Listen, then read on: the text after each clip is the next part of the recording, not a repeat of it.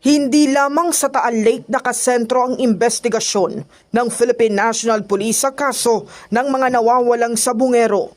Ayon kay PNP Chief General Nicolas Torre III, malawak ang saklaw ng kanilang investigasyon at patuloy ang pagtukoy sa iba pang posibleng disposal sites o lugar kung saan umano itinapon ang mga biktima base sa impormasyon at testimonya ng mga testigo.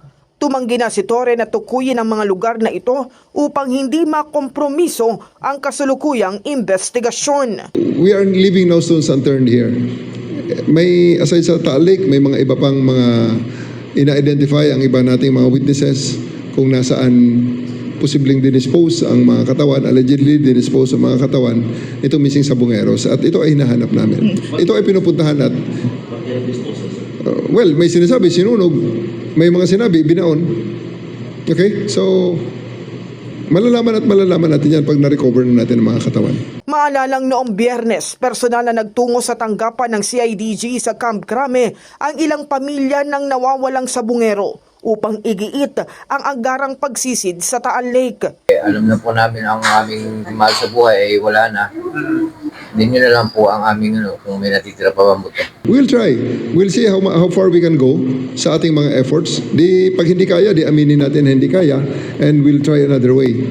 Pero kung makaya naman sa normal na tech diving, baka po pwede. Samantala, kinumpirma rin ng PNP Chief na may 15 pulis na isinailalim sa restrictive custody habang nagpapatuloy ang investigasyon.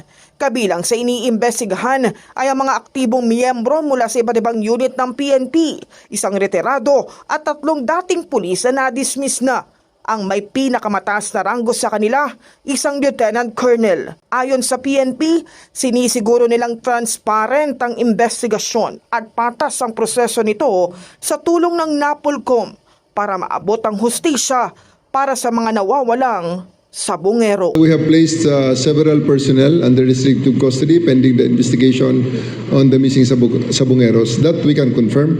And we have partnered with NAPOLCOM for the in-depth investigation of this case to ensure transparency and impartiality. And baka sabihin nyo, 15 lang. Hindi to. Pag lumawak ang investigasyon, baka mas marami pa. At yun nga sinasabi namin, wala kaming sasantuhin dito. Wala. In the heart of changing lives, ako, si Brigada Kath Austria ng 105.1 Brigada News sa Manila, The Music and News Authority.